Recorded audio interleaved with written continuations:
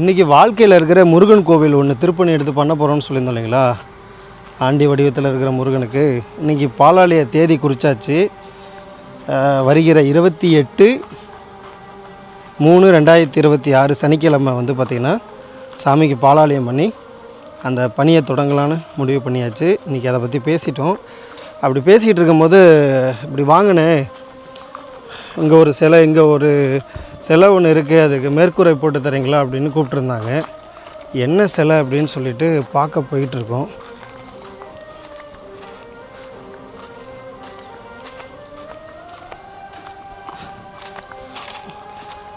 சொன்ன மாதிரியே பெரிய திருமணிங்க, என்ன இப்படி சத்தம் போடாமல் இருக்குது? எல்லாமே இன்றைக்கி தனியார் இடமா மாறிடுச்சு. ஓ, எவ்வளோ பெரிய பெருமாள் பாருங்கள்.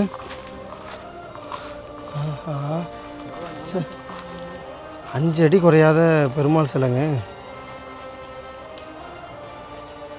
பூதேவி இருக்காங்க, சீதேவி இல்லை பாருங்கள்.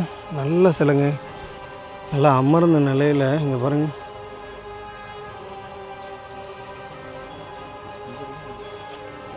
தாராளமாக இருக்குங்க. இருக்குது, பூதேவி சிலையும் இருக்குது. இது பாருங்கள், உடைந்த நிலையில், பின்னமான நிலையில் வந்து பார்த்திங்கன்னா இங்கே வச்சுருக்குறாங்க.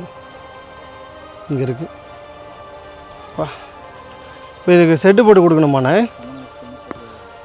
எங்கே இருக்குதுன்னு பார்த்தீங்கன்னா தஞ்சாவூர் மாவட்டம் பாபநாசத்துக்கு அருகில் இருக்கிற திருவைகாவூர், அங்கே தான் இந்த 5 அடி பெருமாள் சிலை வந்து பார்த்திங்கன்னா இருக்குது.